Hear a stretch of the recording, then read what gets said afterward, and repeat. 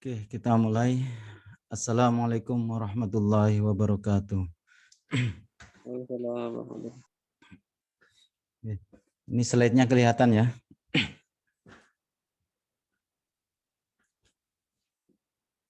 Slide-nya kelihatan nggak? Kelihatan Pak. Oke. Oke, alhamdulillah. Alhamdulillah kita bertemu kembali di perkuliahan interaksi manusia dan komputer. Di pertemuan keempat ini kita bahas untuk melanjutkan dari pembahasan kemarin ke prototype. Sekarang kita akan masuk ke dasar-dasar dari IMK, yaitu mengenai faktor manusia. Mungkin saya mohon sambil kita perkuliahan berjalan, kalau yang belum mengumpulkan tugas, silakan dikumpulkan, soalnya biar nanti bisa dikoreksi bersama. Biar terus setelah akhir perkuliahan ini nanti akan ada tugas mengenai mereview dari prototipe masing-masing. Jadi saya harap semua mahasiswa sudah mengerjakan semua agar bisa menjalankan tugas selanjutnya gitu. Oke, di sini kita akan bahas mengenai dasar-dasar IMK. Itu lebih cenderung ke faktor manusia. Nanti di sini kita bahas mengenai bagaimana manusia itu menangkap sebuah informasi mau nggak mau karena kita berhubungan dengan interaksi manusia, makanya manusia dari segi manusianya bagaimana dia menangkapnya, terus bagaimana dia akan mengingat hal yang dia lihat. Di sini nanti faktor-faktornya mulai dari penglihatan berarti nanti faktornya mengenai warna, dan selanjutnya mengenai pendengaran suara bila informasi yang ditangkap itu suara, terus nanti dari segi kulit atau dari segi perabanya itu. Jadi agak membahas mengenai ilmu-ilmu biologi, tapi ya ini tapi dilihat dari segi interaksi manusia dan komputernya. Jadi ibaratnya cuma kulitnya saja, nggak terlalu detail. Yang penting kita memahami bagaimana sebuah informasi itu ditangkap oleh manusia dan dia itu bisa mengingatnya. Tuh. Oke. Jadi kalau kita berhubungan dengan interaksi manusia dan komputer, di lain sisi kita pasti harus mengetahui sebuah sistem komputernya. Walaupun nanti kita juga akan membahas dari faktor dari komputernya, tapi kita lihat bahwa sebuah sistem komputer berarti yang namanya sistem itu dia itu seperti, kalau arti dari sistem itu kan bisa diartikan bahwa kelompok-kelompok. Jadi kelompok-kelompok atau alat-alat atau bentuk-bentuk sistem yang lain yang tergabung menjadi satu. Jadi kalau sistem komputer berarti di dalamnya itu ada komputernya, ada komputer, terus ada manusianya, dan ada interaksi. Ini kan komponen-komponen manusianya, terus dia itu ada interaksinya. Nah, akhirnya ini dari semua fungsi-fungsi ini menjadi satu, akhirnya itu dinamakan dengan sistem komputer. Tuh. Jadi kalau sistem komputer itu terdiri dari 3 aspek, yaitu ada yang jelas kita tahu ada hardware-nya, yaitu bentuk fisiknya dari komputer yang dia memproses, terus dilihat dari software-nya sebagai isi barang mati. Hardware itu kan barang mati, dia itu diisi agar dia itu bisa berpikir, berproses untuk menghasilkan sebuah keputusan, dan yang menggunakan adalah dari segi brainware-nya. Itu. Jadi yang pertama komponennya itu jelas hardware-nya, perangkat keras. Perangkat keras komputer kita, perangkat kerasnya, terus software-nya, dan terus dari segi manusianya atau brainware. Hardware, software, dan brainware. Itu sistem komputer. Karena ada komponen software, ada komponen hardware, ada komponen brainware, dan ini menjadi satu kesatuan, akhirnya ini namanya sistem komputer. gitu. Nah, jadi untuk membuat keseimbangan pada model sistem komputer, kita harus dan mau nggak mau kita memodelkan manusianya juga. Dengan model manusia kita melihat posisi manusianya itu sama dengan posisi komputer tersebut. Oke. Kita masuk ke perbedaannya antara sistem komputer atau komputer dengan manusia. Jadi kecakapan kalau kita melihat perbedaannya antara manusia dan komputer, berarti misal dia itu kecakapan manusia, jadi manusia dia itu bersifat estimasi atau perkiraan. Perkiraan, kalau komputer dia itu kalkulasi, jadi kayak perhitungan itu. Dan terus ini adalah tabel-tabel dari perbedaan mengenai intuisi, kreativitas, adaptasi, kesadaran, pengolahan abnormal, itu sifat-sifat dari manusianya. Dan pengenalan pola, pengetahuan duniawi, kesalahan manusia. Dan ini bagian ini adalah bagian komputernya. Mengenai kalkulasi akurat, dedukasi logika, dan sebagainya. Itu. Jadi ini perbedaannya antara keduanya. Dan kita, karena kita akan masuk ke dunia interaksi manusia dan komputer, karena sistem komputer tersebut, maka kita harus menyamakan caranya mempelajarinya. Berarti manusia kita pelajari bagaimana dia menangkap sebuah informasi, bagaimana dia memprosesnya. Begitu juga dengan komputernya. Mesti kalau komputer kan itu ada papan masukan, pemrosesan, habis itu papan keluaran. Di manusia juga ada papan masukan, proses, diingat, ada memorinya, terus dia itu dikeluarkan. Jadi kita memandang bahwa komputer dan manusia itu sama. Di tujuan dari perancangan, aplikasi, merancang website, merancang software berdasarkan faktor manusia. Jadi faktor-faktor ini yang akan nanti sebagai pusat evaluasi. Dan faktor manusia dia itu yang menentukan bahwa nanti softwarenya juga bisa digunakan atau softwarenya itu bisa usability, mudah digunakan, mudah dia itu terus menggunakannya dan tidak kapok untuk menggunakan lagi. Dan itu yang menentukan adalah nanti dari faktor manusianya. Jadi kalau melihat dari faktor manusianya, tujuan dari perancangan kita akan merujuk pada nanti di waktu belajarnya. Kalau kita sebagai perancangnya, nanti waktu belajar user akan kita perhitungkan. Berapa lama orang biasa mempelajari cara melakukan suatu tugas yang relevan.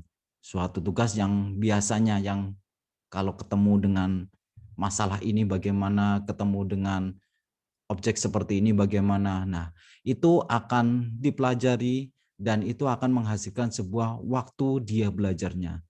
Ini tidak bisa kita lepaskan, sampingkan waktu dari belajar. Karena semakin waktu belajar user nantinya, calon user atau penggunanya, semakin dia waktu belajarnya semakin lama, maka nanti faktor-faktor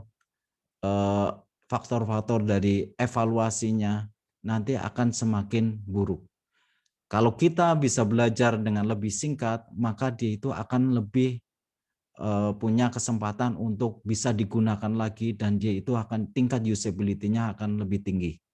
Gitu. Jadi kita bisa lihat semua kita membuka sebuah software yang baru. Walaupun di komputer di aplikasi atau website, seandainya kita tidak perlu belajar terlalu banyak, pasti kita akan senang untuk menggunakannya. Nah, tapi kalau kita sulit, kita baru membuka, kita buka pertama kali, setelah itu kita kesulitan mengenai ini sebenarnya apa, ini tombol apa, ini untuk apa. Nah, dengan faktor itu pasti kita akan enggan untuk kembali lagi. Makanya dalam sebuah aplikasi perancangan sebuah software aplikasi, mereka itu akan merujuk atau berusaha untuk sekuatnya agar user dia itu meminimalisir tingkat belajarnya, agar waktunya lebih singkat. Tidak ada, syukur-syukur sampai tidak ada dia belajar dari software atau aplikasi tersebut. Jadi ini faktor yang sangat penting bahwa waktu untuk belajarnya nanti. Dan kecepatan kinerja, berapa lama suatu tugas dilakukan. Jika misal ini tugas, misal kita punya aplikasi, sebuah aplikasi, dia itu ada tugas misal perhitungan, terus bagaimana dia itu kecepatan dalam memutuskan hasil perhitungan tersebut. Semakin cepat kinerjanya, semakin user akan semakin senang berada di aplikasi kita. Tapi semakin lama, semakin user akan gelisah. Nah, tingkat kegelisahan itulah yang sangat-sangat dihindari dalam interaksi manusia dan komputer. Nah, dengan seperti itu, kecepatan itu juga sangat menentukan dari sebuah keberhasilan sebuah aplikasi. Jadi kita bisa lihat semama kebiasaan kita menggunakan software, kok menggunakan dengan komputer yang lama mungkin, dengan software yang baru, kok itu lamban banget, pasti kita akan menjadi stres atau kita sudah uring-uringan. Nah, itu salah satu dari faktor-faktor yang harus dihindari oleh perancang. Gitu. Nah, pokoknya kecepatan kinerja itu sangat diperhatikan. Di lain sisi, tingkat kesalahan juga. Tingkat kesalahan atau istilahnya ini juga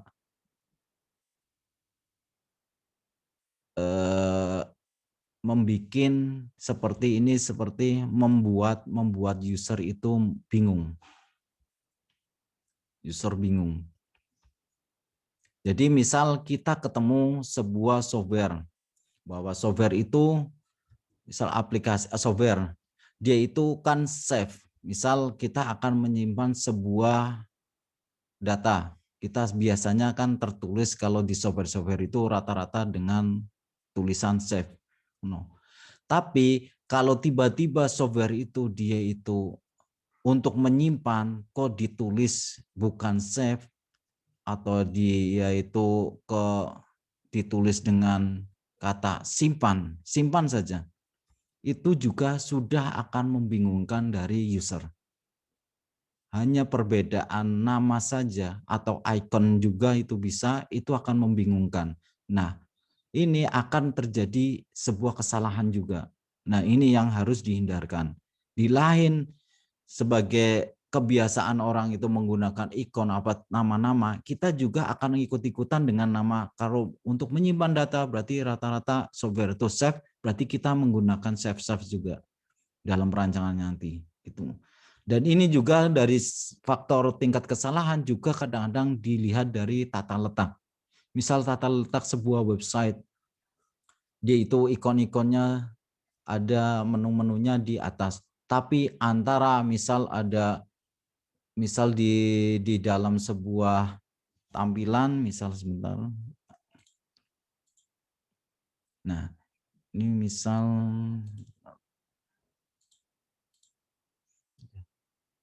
sebuah tampilan aplikasi atau software gini. Misal gini. Ini ada tampilan antara save, misal ini untuk nyimpan, save, dan sebelahnya paling dikit itu del. Ini akan berpotensi terjadi kesalahan klik. Jadi misal kita punya tombol atau pointernya besar, mungkin sebesar ini, maka seandainya user dia ingin mencet save, tapi kadang-kadang dia meleset sedikit, dia itu akan ketekan del, maka terjadi kesalahan. Nah, ini faktor-faktor ini yang harus dihindari juga oleh perancang dalam segi interaksi manusia dan komputer. Jadi tingkat kesalahan itu diminimalisir. Nah, itu kadang-kadang dari segi tata letak, terus nama-nama icon yang biasanya dipakai. Tuh. Tingkat kesalahan, terus daya ingat. Bagaimana kemampuan pemakaian mempertahankan pengetahuannya setelah jangka waktu tertentu. Ini. Jadi misalkan sebuah website, daya ingat ini maksudnya sebuah website atau aplikasi dia itu mau masuk ke beberapa, misal dia itu halaman, ada halamannya banyak. Nah, padahal misal ini halaman 1, 2, 3, 4. Kita mempunyai tujuan di halaman 5 misal gini. Tujuannya adalah di halaman 5. Nah, kita kok membuat di berbelit-belit dalam segi menu, kita harus melalui satu dulu, setelah halaman 1, kedua, habis kedua, ketiga, keempat, baru kelima nanti baru bisa tersimpan oleh tujuannya. Padahal dia itu bisa dipersingkat dari 1 sudah sampai langsung ke halaman 5 tujuannya, tujuan goalnya. Nah, kalau kita berbelit-belit seperti ini, itu akan mengapa ya istilahnya, dia itu akan daya ingat manusianya, usernya itu akan semakin lemah. Makanya kalau suatu saat di sini berbelit-belit banyak-banyak aturan-aturan, maka user akan merasa bingung dan dia itu tidak bakalan mengingat dari setiap langkah-langkahnya. Jadi kalau contohnya seperti ini, sebagaimanapun juga dalam perancangan, dia itu harus membuat sebuah sesimpel-simpelnya dan dia itu agar mudah diingat. Agar suatu saat hari lagi, kapan-kapan pun juga misal dia buka lagi, dia itu masih bisa melakukannya dan daya ingatnya tidak terlalu banyak untuk yang diingat. Jadi itu tujuan faktor manusianya, dan yang terakhir adalah kepuasan subjektif. Bagaimana kepuasan pemakaian terhadap berbagai aspek sistem. Ya ini seperti kalau kepuasan ini itu akan menjadikan user experience atau pengalaman dia itu menggunakan aplikasi kita. Jadi kita bertujuan kita membuat sebuah aplikasi sebagus mungkin, sebaik mungkin agar bisa diterima, dan kalau bisa diterima dan user akan dia menggunakan lagi dan terus menggunakan terus, maka akan terbentuk sebuah kepuasan subjektif. Jadi ini faktor-faktor dari perancangan. Kalau kita melihat dari faktor manusianya, ini faktor-faktornya yang perlu diingat yaitu waktu belajarnya, kecepatan, tingkat kesalahan, dan daya ingat, dan nanti akan menghasilkan sebuah kepuasan subjektifnya. Oke. Ini harus diperhatikan, dan nanti kita kalau dari segi IMK untuk merancangnya kita harus mempertimbangkan faktor-faktor ini semua. Nah, karena ini kita harus melihat bagaimana sebuah proses yang terdapat di manusianya. Ini salah satu pemodelan sistem pengolahan manusia. Ada interaksi, jadi sistem pemodelan pengolahannya di sini dibagi, kalau melihat dari gambar ini terbagi ada 2. Ini sistem ini komputernya. Ini komputer. Bentar, ganti warna.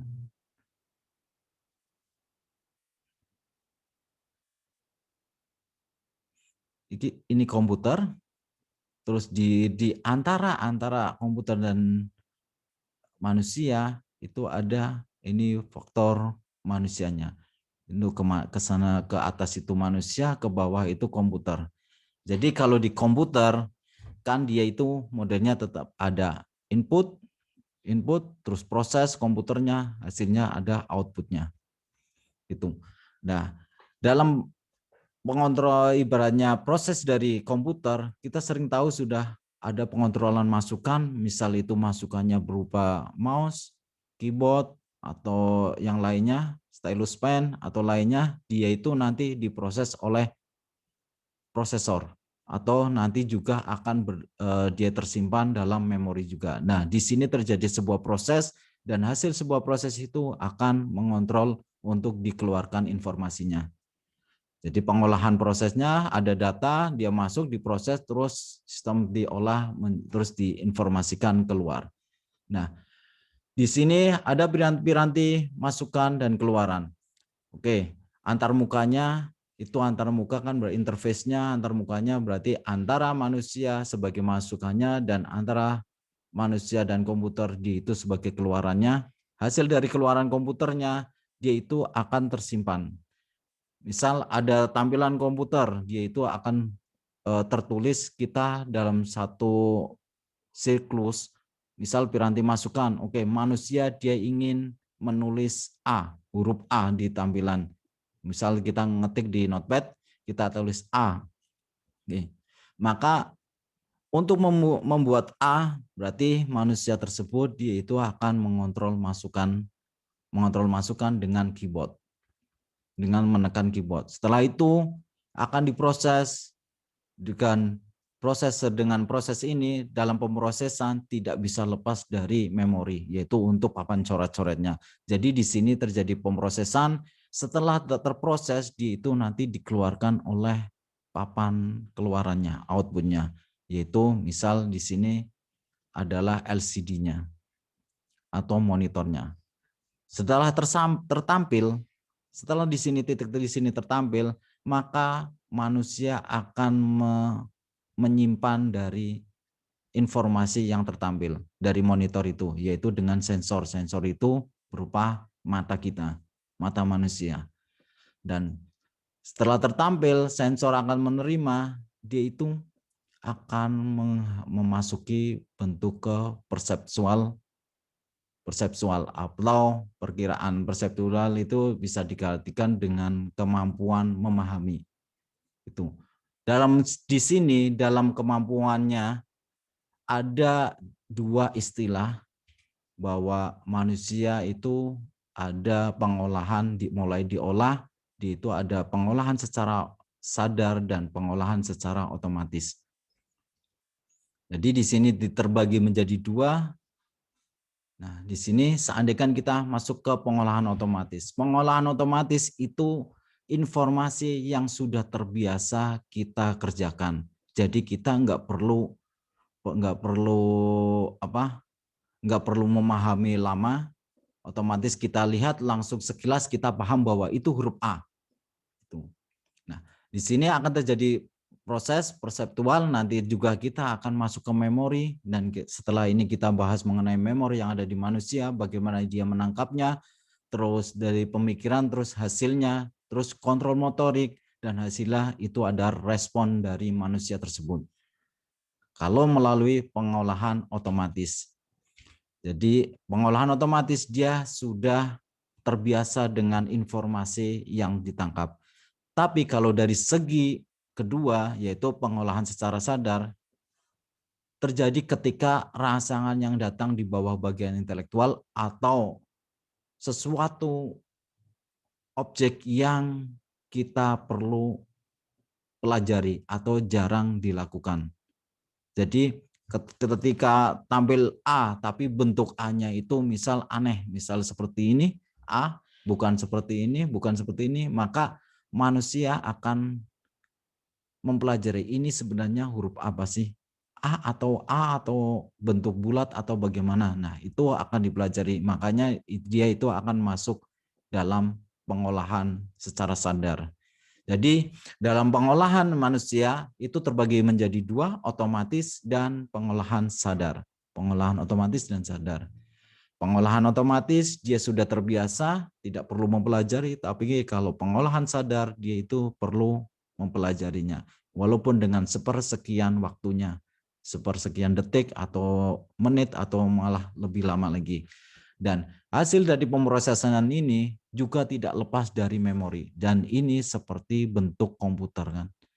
Jadi dia itu ada pemrosesan, ada memori, terus habis itu ada kontrolnya, terus langsung masuk ke respon. Respon itu mengenai keputusan kita bahwa A, oh itu A. Oke.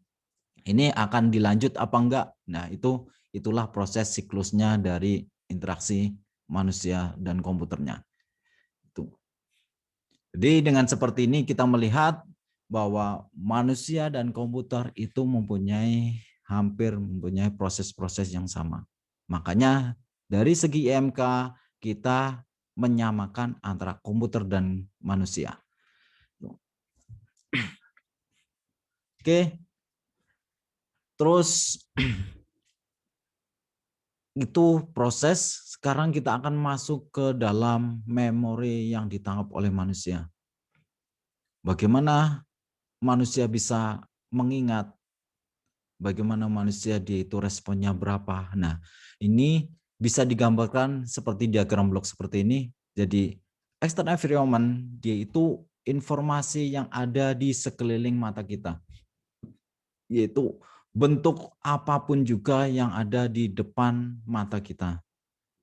Entahlah itu cahaya, entahlah warna atau bentuk benda. Nah, dia itu akan ditangkap oleh sensor sebagai sarana informasinya. Nah, di sini nanti ada di manusia itu ada short term memory dan long term memory. Short term memory ini dia itu hanya informasi yang masuk, dia hanya sekilas saja, setelah itu akan dihilangkan atau tidak diingat lagi. Tapi long term memory dia itu akan selalu tersimpan di memori kita, di otak kita, dan kapanpun juga itu akan kita bisa mengingatnya. Oke, misal kita tadi seperti apa, kita melihat huruf A, misal huruf A, dia informasinya, oh A ini berarti dia itu akan masuk ke dalam pertama short memory. Memori saya paham dengan huruf A ini, maka sudah terbiasa karena dia itu sama dengan yang sering saya lihat. Dia itu tersimpan di long term memory. Nah, antara waktu antara dari pertama kali kita melihat A itu sampai kita sadar masuk ke short term memory pertama kali itu sekitar 20 sampai 30 second. Nah, waktu-waktu itu maka itu kita bisa mengetahui bahwa kalau kita belajar cukup lama, maka semakin dia itu mudah untuk hilang karena dia itu baru masuk ke dalam short term memory-nya.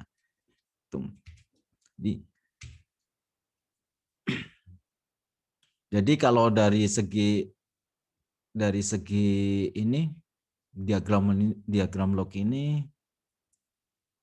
kita bisa tahu bahwa sensor informasi store ini itu sama saja dengan sensor untuk merasakan, yaitu sensor untuk merasakannya informasinya.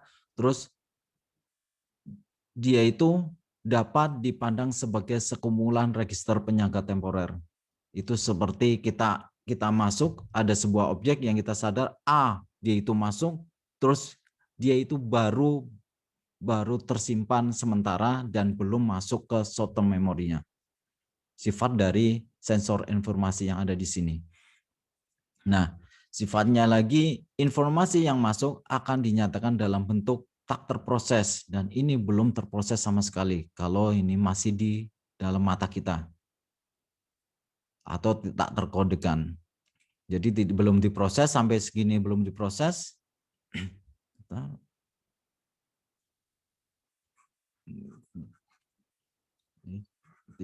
Banyak coret.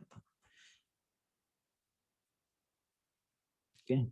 Jadi di sini sensory storage dia itu, ini kan di posisi ini kotak ini, dia itu yaitu sensor untuk merasakan, terus dapat dipandang sebagai sekumpulan register atau penyangga sementara, terus dia itu juga belum terkodekan atau belum terproses dalam posisi sensor information store ini.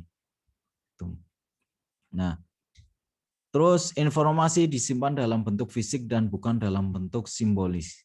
Jadi kita kalau melihat bentuk kotak, misal sebuah kotak, oh berarti kita sekilas dalam sepersekian detik kita melihat bahwa oh itu bentuk kotak. Ya udah, kita belum di situ, belum merasakan atau belum diproses. Hanya sudah tahu gitu. Dan dia itu kotak, ya sudah kotak, belum langsung kita mulai diproses gitu. Nah, kalau short term memory, kita akan membahas mengenai short term memory selanjutnya. Short term memory dia itu seperti temporer juga, tapi sifatnya dapat dipandang sebagai penyimpan temporer. Penyimpan yang tadi belum terkodekan langsung masuk ke dalamnya. Dan informasi yang masuk akan dinyatakan dalam bentuk terkodekan. Mulai bentuk tadi kan masih kotak, ya sudah kotak. Mulai di sini kita mulai mengingat bahwa itu bentuk kotak.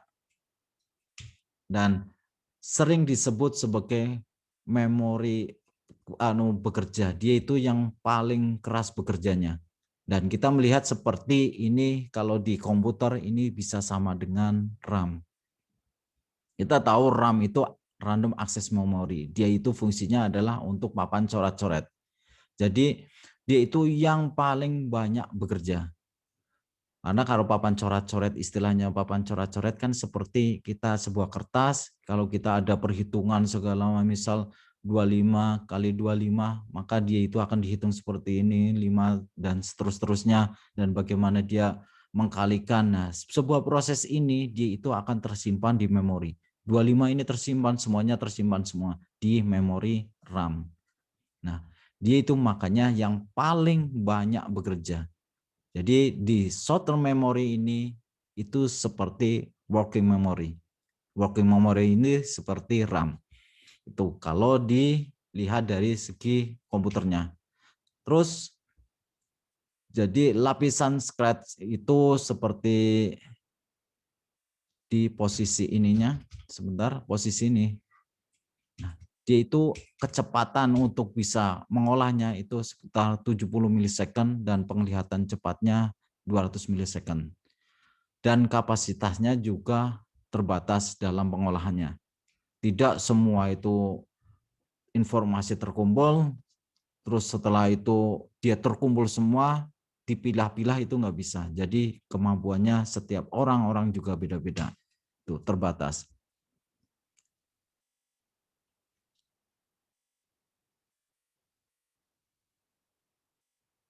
Oke.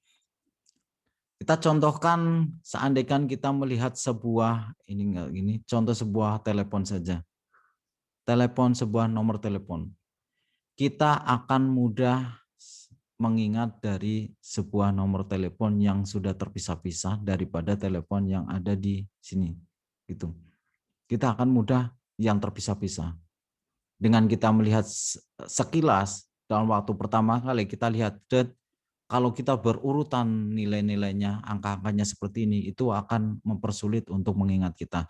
Tapi kalau kita melihat yang terpisah-pisah, pasti kita akan lebih lama untuk mengingatnya. Misal kita akan mengingat pasti berapa digit, 4 digit di belakang, setelah itu 4 digit lagi dan seterusnya. Dan itu akan lebih mudah untuk mengingatnya. Jadi nanti seandainya dalam perancangan untuk merancang sebuah, misal ada sebuah angka atau bilangan atau apapun yang dia itu sulit untuk diingat, itu bisa dengan model seperti itu. Bagaimana cara mengingatnya lebih mudah, bagaimana caranya lebih memahami, mungkin dengan pemisahan setiap angka-angkanya atau dengan metode lainnya. Nah, itulah nanti itu diperhatikan juga. Itu masuk.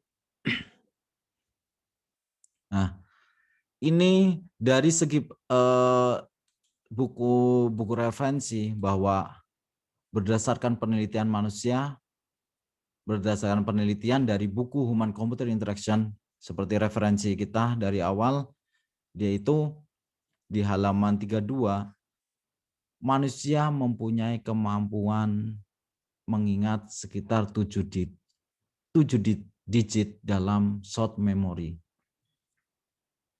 Ini berdasarkan penelitian bahwa seandainya sebenarnya manusia itu bisa mengingat sekitar 7, itu rata-ratanya.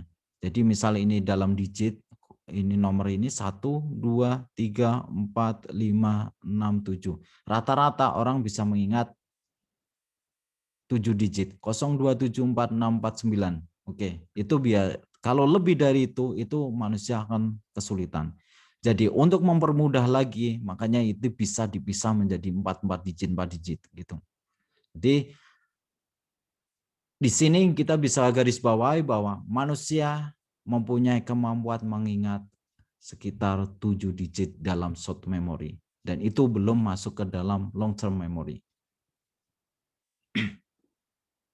Jadi kalau kita ada informasi apa, ada orang misal mau memberikan nomor teleponnya ke orang tanpa ada catatan, mungkin dia itu mengingat, ya kita memberikan sekitar di bawah 7 digit ke bawah.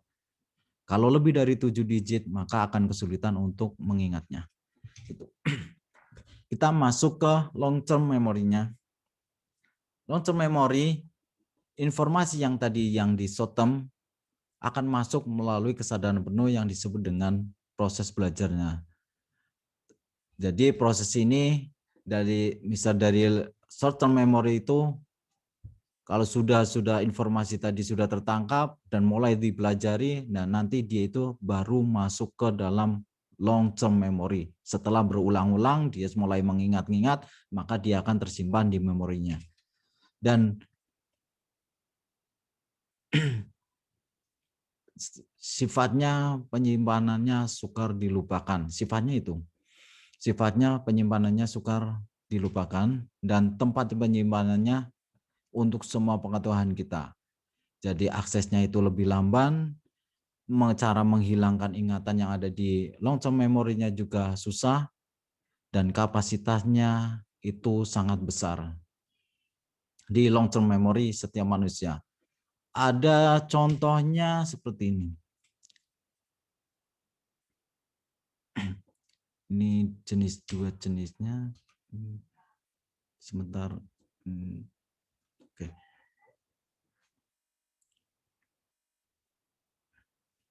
Oke, yang ini abaikan saja. Kita lanjutkan setelah ke memori. Itu tadi proses-proses sebuah informasi yang ditangkap oleh manusia yang kemudian diproses dan langsung disimpan oleh manusia. Kita lanjutkan ke panca indera dari manusia tersebut.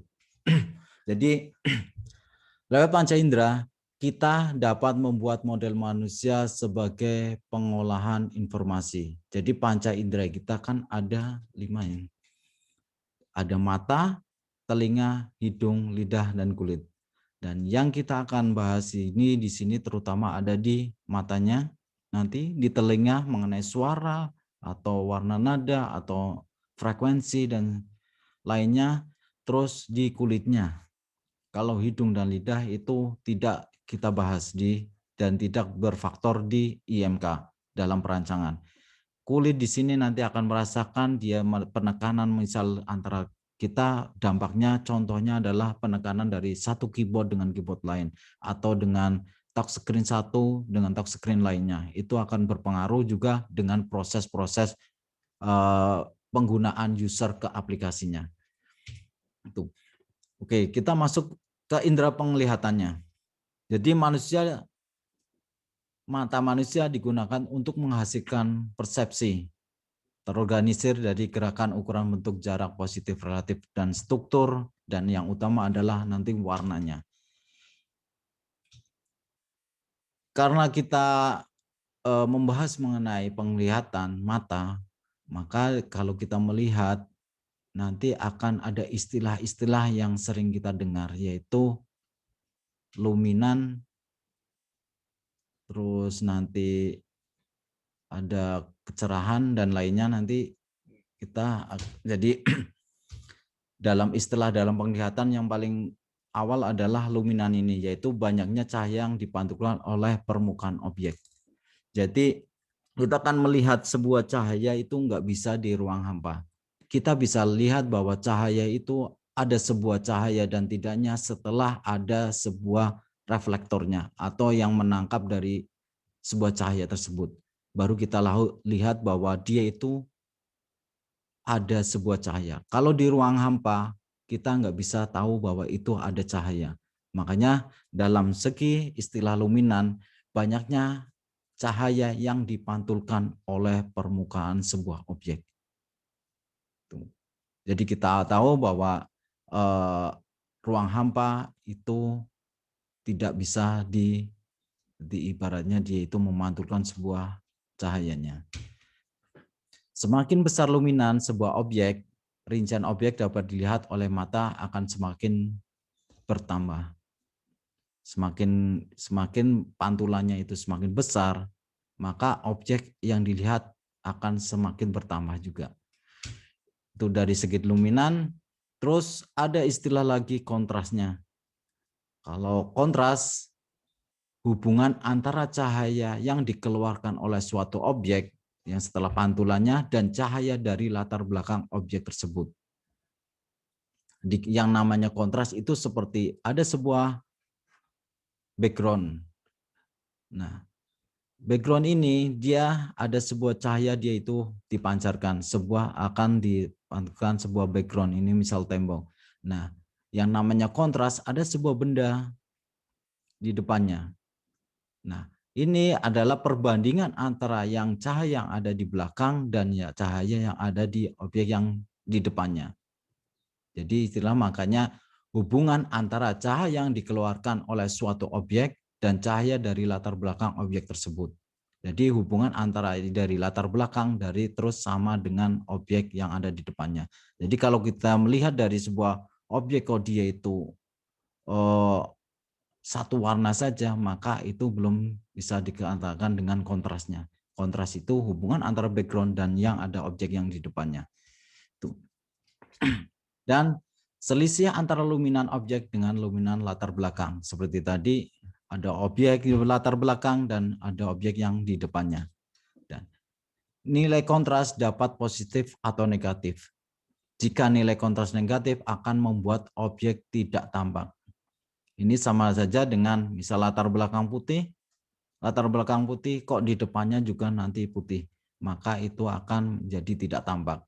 Dan itu akan bersifat negatif. Dan selanjutnya selain kontras adalah kecerahan. Kalau kecerahan, tanggapan subjektif pada suatu cahaya. Jadi kalau kecerahan istilahnya itu tidak ada arti khusus dari tingkat kecerahan seperti pada luminan dan kontras. Kalau luminan kan dia itu sebuah cahaya yang sudah tertangkap oleh sebuah objek. Kalau kontrasnya dia itu perbandingan antara latar belakang dan depannya. Tapi kalau kecerahan itu tidak ada istilah yang artinya pasti. Tapi yang jelas luminan dan yang tinggi berimplikasi pada kecerahan yang tinggi juga. Gitu istilahnya. Kalau kita melihat dari nanti masuk ke spektrum ininya elektromagnetnya nanti kita bisa lihat bahwa istilah-istilah dari sudut dan ketajaman penglihatan nanti akan terlihat pada sudut penglihatan di sini. Sebentar saya. Sebelum masuk ke medan elektromagnet, kita masuk ke sudut dan ketajaman penglihatan.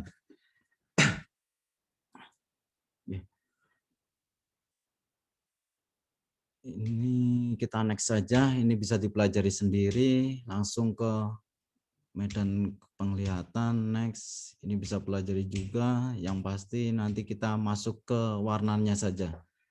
Jadi kita masuk ke warna yang tadi mengenai kontras, ketajaman, dan luminan. Jadi warna itu merupakan spektrum tertentu yang terdapat dalam suatu cahaya sempurna berwarna putih.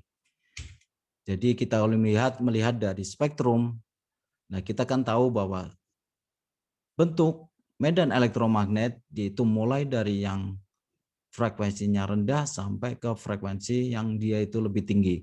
Frekuensi tinggi ini high frekuensi dan ini low frekuensi. Dia itu berada pada posisi antara cahaya itu warna itu berada pada posisi infrared dan ultraviolet. Nah, di situ frekuensi yang bisa ditangkap oleh manusia. Jadi mulai dari dia itu warna merah sampai ke masuk ke dalam ultravioletnya. Itu. Jadi warna merupakan spektrum tertentu yang terdapat dalam suatu cahaya, spektrum tertentu. Jadi spektrum yang di sini, spektrum yang nanti posisinya di mana.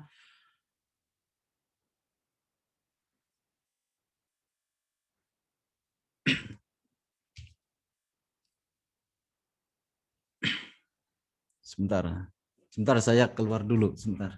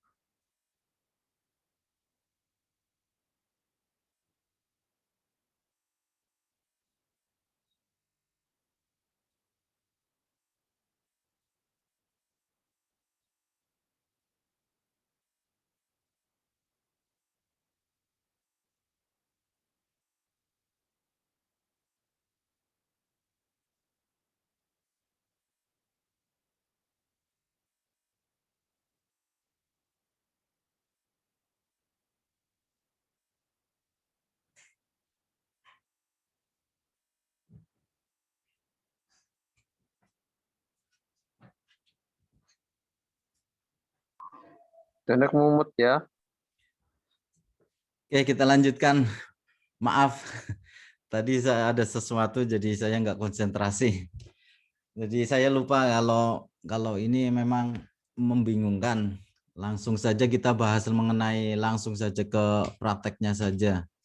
Soalnya ini terlalu banyak teorinya, jadi mungkin bisa dipelajari sendiri-sendiri. Nanti semua pengen mengetahui apa hue, apa intensity atau saturation, nanti bisa pelajari sendiri. Yang pasti kita, nah ini mengenai masuk ke dalam kombinasi warna terbaik. Nah ini yang mungkin harus digarisbawahi bahwa ini daftar-daftar dari kombinasi warna terbaik. Hasil dari kombinasi warna tersebut, warna ini dia itu sudah diuji oleh terdahulu. Jadi seperti ini. Kalau dalam interaksi manusia dan komputer, dia memutuskan bahwa warna itu baik atau bagaimana itu terlihat dari melihat dari pengalaman yang terdahulu. Dulu mereka itu membuat warna seperti ini, oh dia itu diuji oleh ke user, bahwa terus user dia itu sangat tertarik dengan warna tersebut, dia itu sudah oke, sudah dia itu disukai banyak user, maka dia memutuskan bahwa warna itu ini yang terbaik, baik-baik gitu, yang terbaik. Jadi di sini hasil dari gambar ini apa dari tabel ini merupakan hasil-hasil dari penelitian-penelitian dahulu. Jadi ini bisa diterapkan sebagai acuan kita dalam perancangan aplikasi atau website.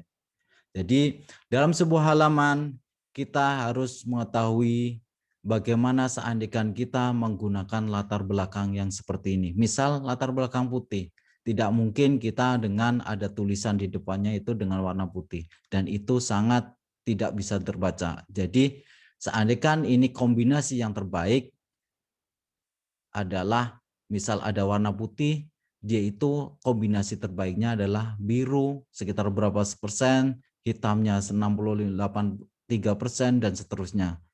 Dan seandainya dengan ada teks yang bertebal, dia itu hitam segini, nah ini prosentasi dari warna tersebut.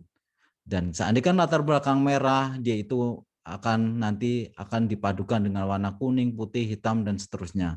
Bila hijau bagaimana, terus hitam bagaimana. Nah, ini semua merupakan kombinasi warna-warna terbaik.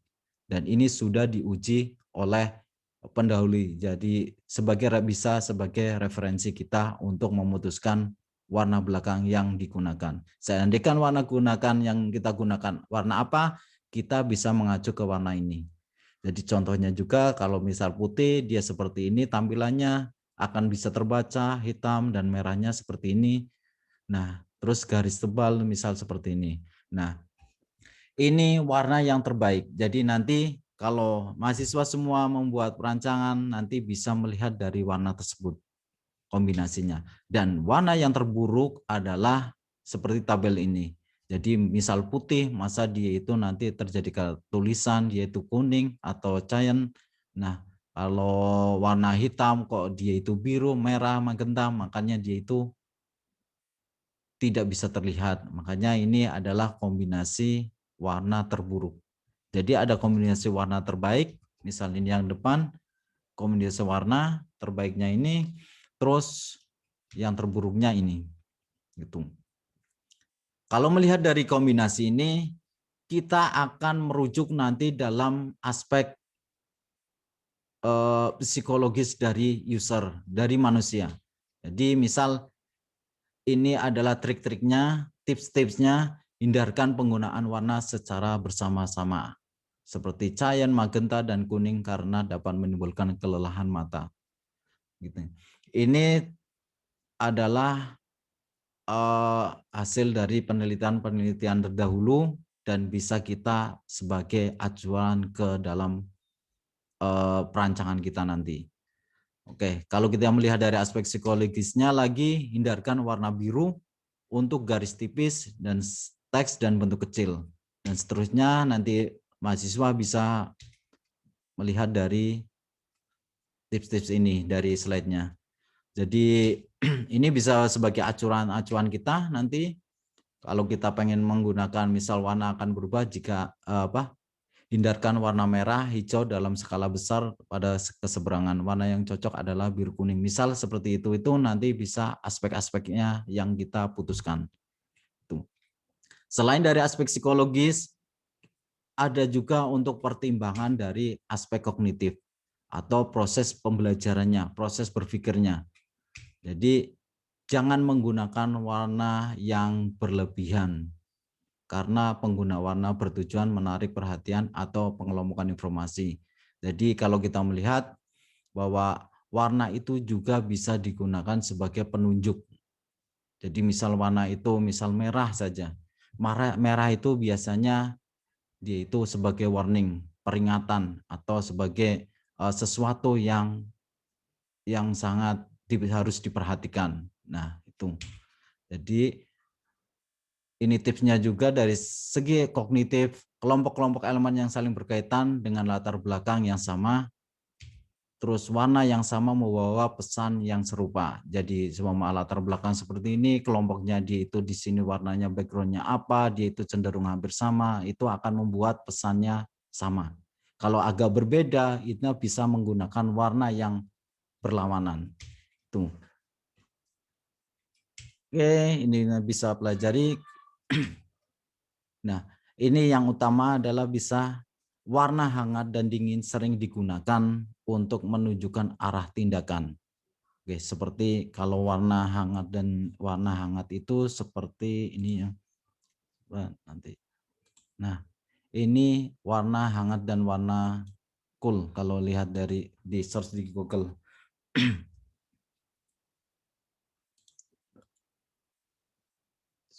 Oh.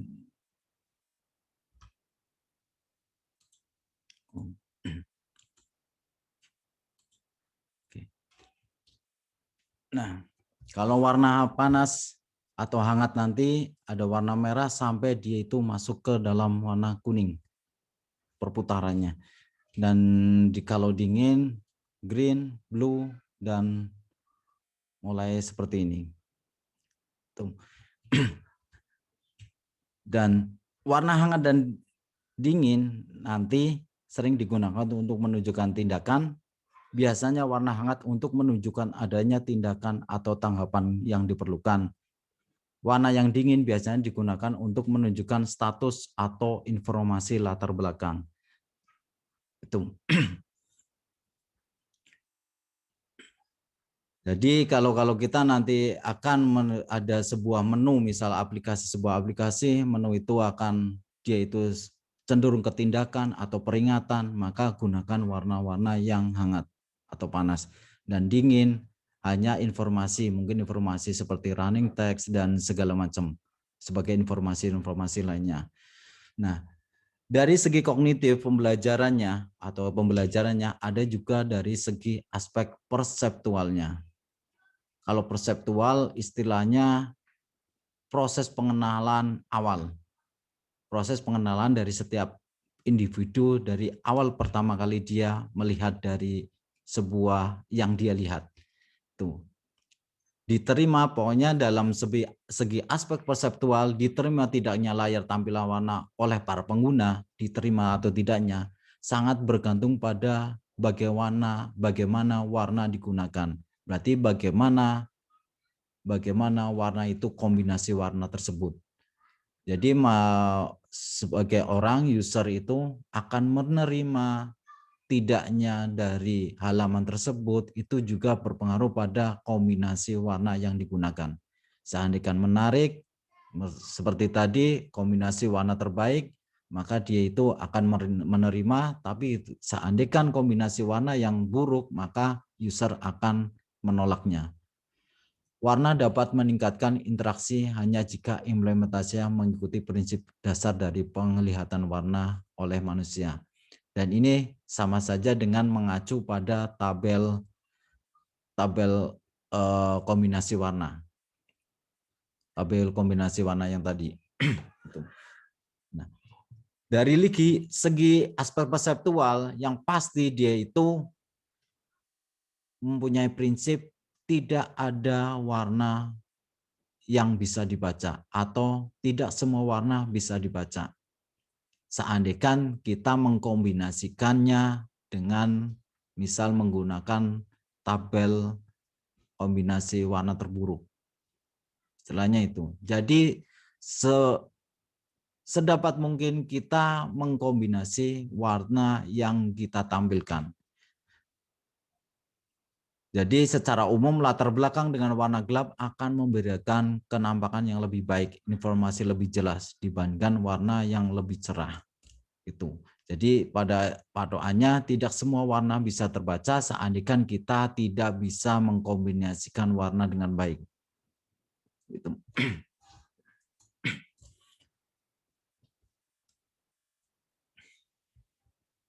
Oke. Mungkin dari segi aspek dasar IMK dari faktor manusia mungkin sampai segini. Mungkin ada pertanyaan.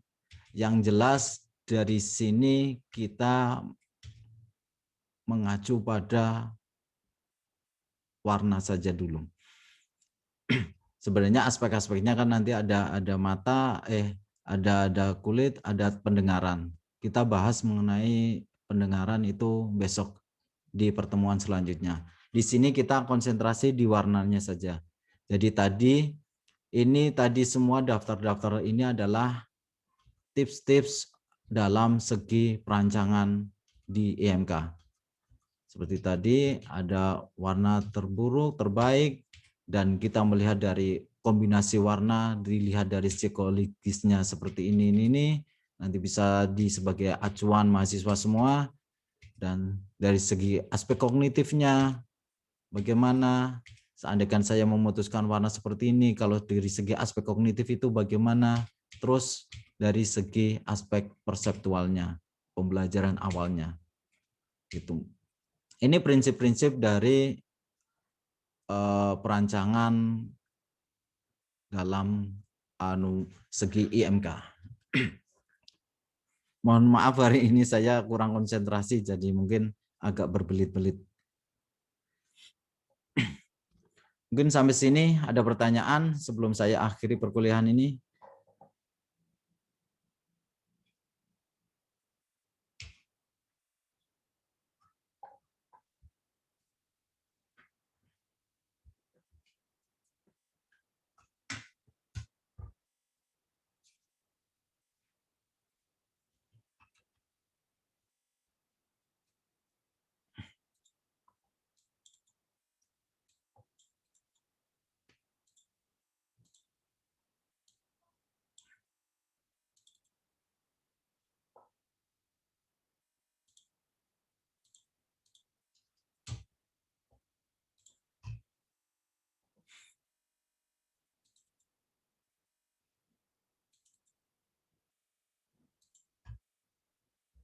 Ini yang mengumpulkan tugas baru 3 mahasiswa ya. Maaf Pak, saya mau Ya. tanya. Iya. Saya kan taunya tugas, maaf kuliahnya hari Sabtu. Jadi saya pikir saya belum mengumpulkan tugas. Nah, itu paling lambatnya kapan ya Pak? Saya kira itu kuliahnya besok. Iya, iya, iya. Ya udah besok kumpulin aja sejadinya, pokoknya minggu ini kalau bisa dikumpulkan. Sebenarnya hari ini kalau mau mengumpulkan mau tak kasih tugas lagi gitu loh Mas. Itu jadi ya mau mengumpulkan besok nggak apa-apa. Saya paling akhir ya juga hari Sabtu itu. Nanti hari Sabtu kumpulkan saja. Sejadinya soalnya nanti kalau nggak ngumpulin nanti kayaknya nggak bisa, selanjutnya nggak bisa nggarap gitu. Itu kuliahnya setiap hari apa sih Pak? Jumat nopo? Kalau sesuai jadwal kan hari ini Jumat jam 13.30 gitu. Kelihatannya hari Sabtu. Jadi saya kira itu diganti hari setiap hari Sabtu. Iya. Kayaknya kan masuk grup-grup ini toh WA toh? Iya Pak. Iya. Kebetulan ya saya kurang informasi, jadi kadang-kadang mepet. Jadi saya biasanya patokannya kalau kuliah di Unuga itu sesuai jadwalnya. Kalau jadwalnya kan 13.30 gitu. Nah, ini sebenarnya ada masalah juga, harusnya besok kan udah UTS. Tanggal 22 udah mulai UTS, berarti ini kan baru pertemuan 4, harusnya harus terpenuhi 7 pertemuan. Nah, ini juga saya masih bingung pembagian waktunya. Mau dikejar 3 pertemuan lagi itu bagaimana? Soalnya saya juga harus jadwal yang lainnya juga sih. Tuh. Jadi nanti mungkin ada informasi-informasi saya sampaikan di grup WA saja. Nah, ini kalau tugas terus terang nanti UTS nanti jelas berhubungan dengan tugas. Seandainya mahasiswa tidak mengerjakan tugas tersebut, seadanya saja. Pertama itu apa, ibaratnya baru kasarannya saja, nggak apa-apa dikumpulkan, kan nanti step by step nanti kita perbaiki. Jadi tidak harus langsung bagus. Soalnya kita akan step by step. Sebentar saya tak lihat.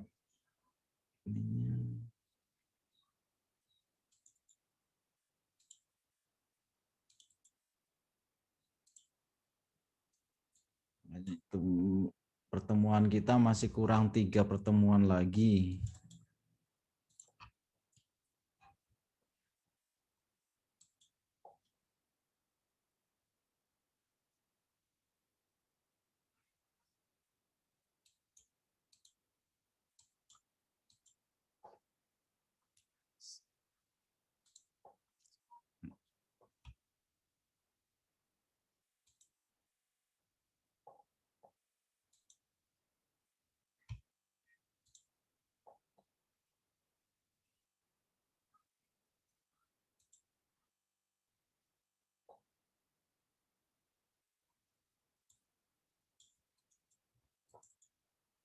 Oke, ada pertanyaan? Nanti saya informasikan setelah minggu inilah bagaimana tambahan perkuliahan. Soalnya saya masih bingung ngupdate-nya. Yang bikin kacau ini kan dalam waktu 1 minggu harus banyak mata kuliah yang saya ampu itu harus ini, makanya harus ngejarnya bagaimana waktunya nanti.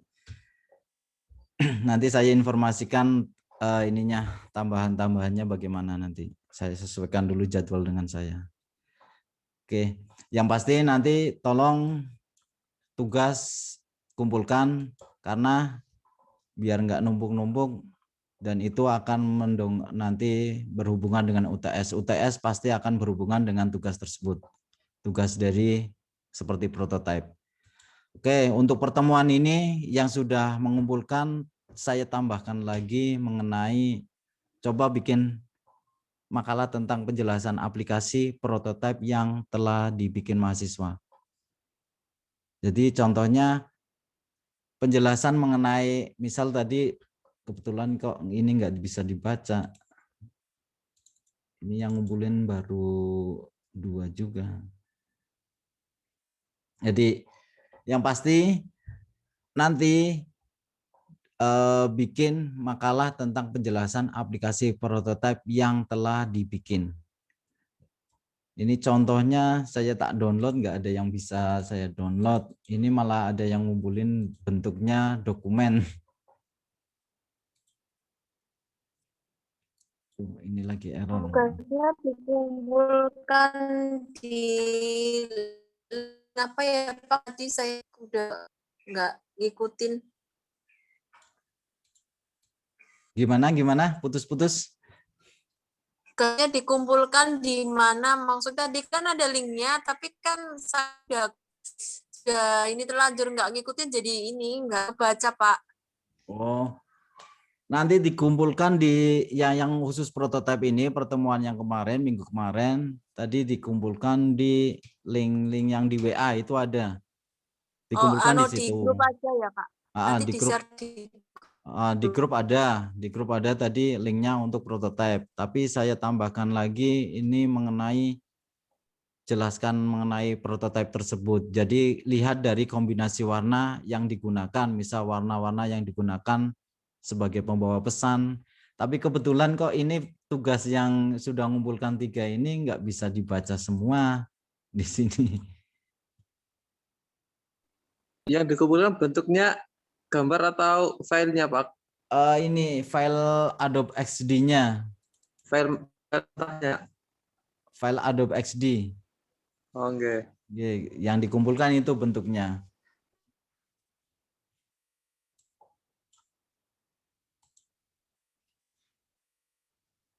Oke.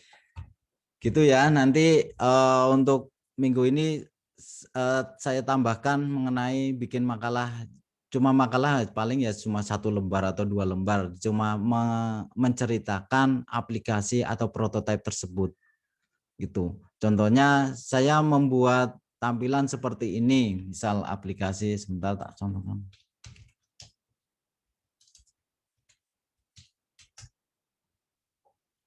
Oh, sebentar, contohkan.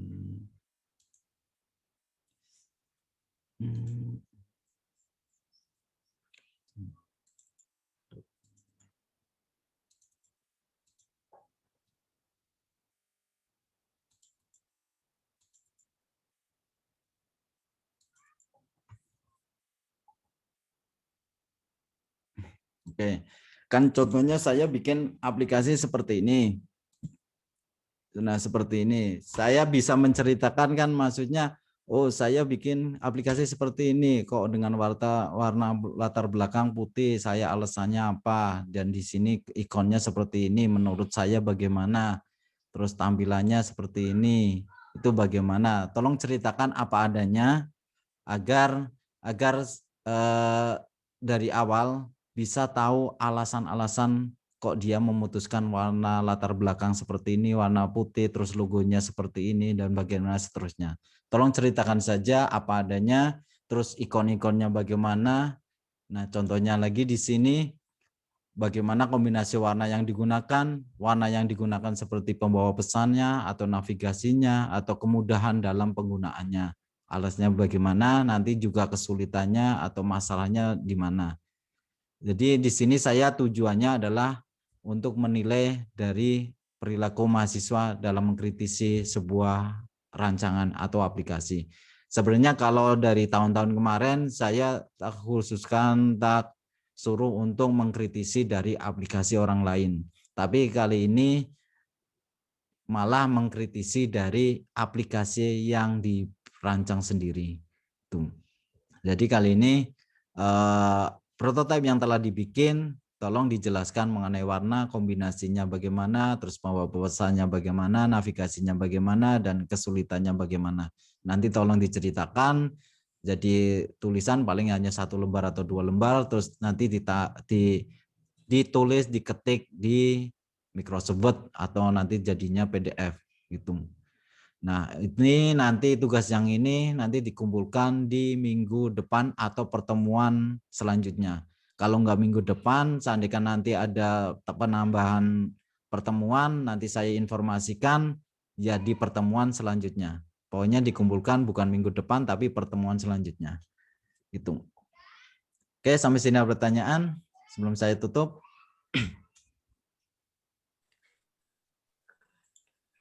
Ini yang tadi ngumpulin itu tadi kan ada 3 mahasiswa yang sudah ngumpulin, tapi itu nggak bisa dibuka semua ya. Nggak bisa dibuka semua. Jadi mungkin nanti kalau seandainya nanti gagal-gagal, tolong diinformasikan ke email saja atau ke WA saya. Ya, ada pertanyaan sebelum saya akhiri?